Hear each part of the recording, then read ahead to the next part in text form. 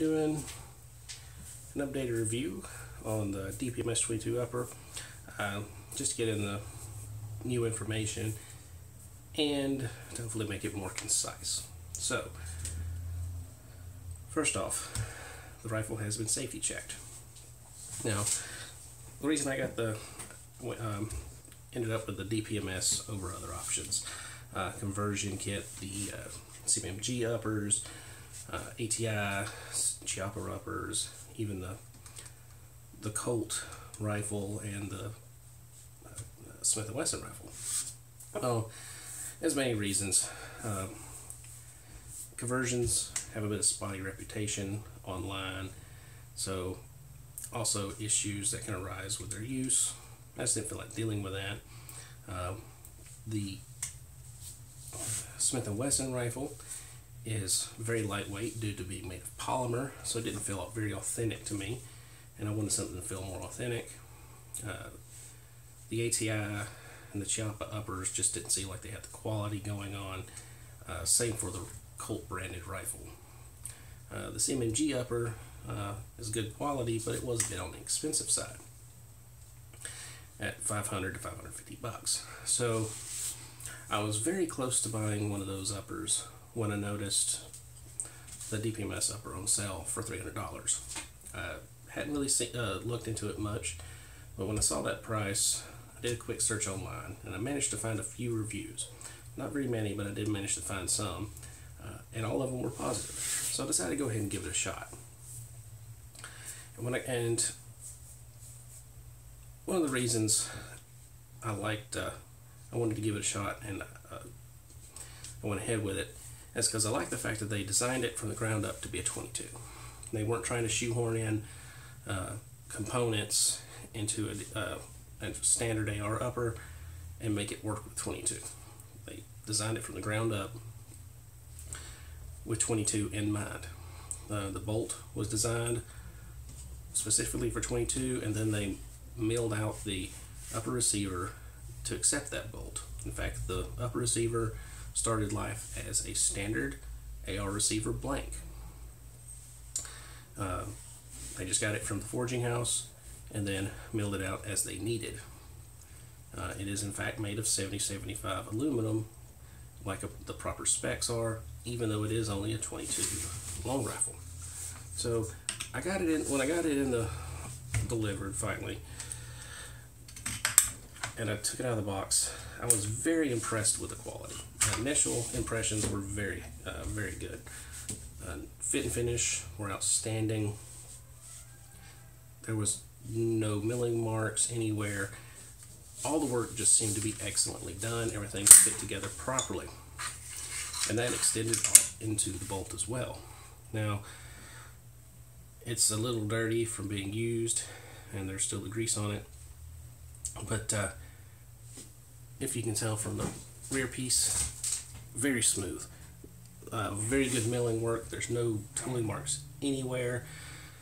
Everything's nice and crisp and well done.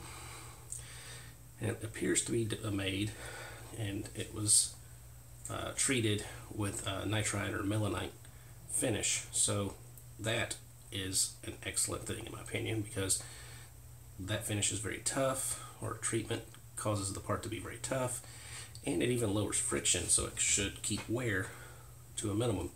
And even though I have at least 500 rounds to this thing or more, it is actually fairly clean for that many rounds. The charging handle is proprietary. It's shorter than normal. It has a little channel cut in it to interface with the nub on the top of the bolt for charging and to allow it to ride back and forth. The fact that it's short and very little material had to be removed from it, it's a very stiff, stout piece, so do not worry about this part being fragile. This thing is very tough and should handle a lot of abuse. So, another thing I like about this thing is that outwardly there's very little on this thing that says it's a 22 that gives it away as not being a standard upper. The flash hider is obviously a fake flash hider. They just milled it out to kind of look like one, instead because the forging already had the material there. They just shaped it to be stylized like a Ford Assist, just kind of disguise it. But you can tell if you take a close look, and you can see there is a screw here that holds in the extractor.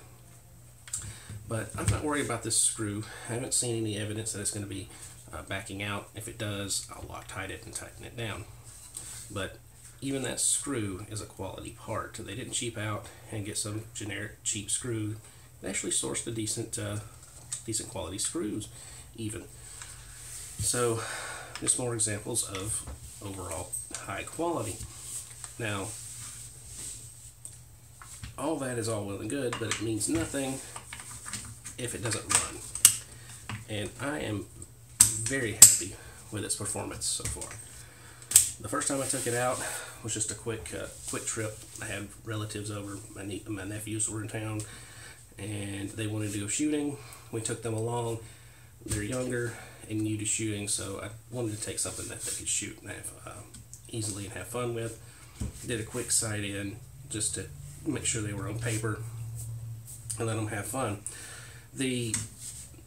During that trip, we had 4 malfunctions, 2 each with each of my nephews, and it was entirely ammo related issues. It was cheap bulk, and the bullet during feeding bent where it went into the case. And I've actually seen that in cheap bulk ammo many times before in many other different firearms. So I do not blame the rifle for that at all. The next time I went out, I used some different ammunition and fired several hundred rounds through it on that trip alone, and had not a single malfunction of any kind. It just ticked right along. It ran great.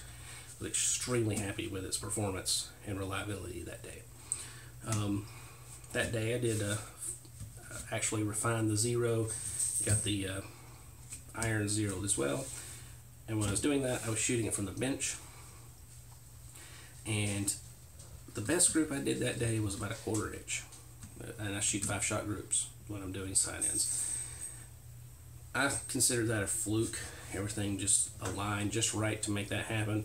But most of the groups that day were 1/2 inch to 3/4 inch, with 1/2 inch being the norm. So even though it was cheap ammo, it wasn't the most expensive match grade ammo, it was just some bulk pack stuff I had, it still was putting out excellent accuracy. Now this was at 25 yards, but still, for something that was just being set up for plinking and fun, no magnification at all, that's excellent accuracy in my book, because I don't need to be any more accurate than that for what I want to do with it. It's not intended to be a target rifle. Now, so we've gone over the build quality as being excellent, the price is excellent, accuracy and reliability, both excellent. So overall, I think this is probably one of the best values you can get right now if you want a dedicated 22 upper receiver. And if you are able to source a cheap lower and parts kit, you can get into a complete rifle for very cheap, about the same price as the Smith & Wesson 22 is. So there's no reason to go and spend more. And this is truly a quality part or assembly, and if you're in the market, I definitely recommend it. I could not be happier with the value I'm getting out of this. I will update if I have any further issues in the future, but I seriously doubt that's going to happen. This thing, initial impressions, it doesn't. There's just no wear or any indication that there's going to be any problems. So, if you're in the market, definitely give the DPMS upper a look.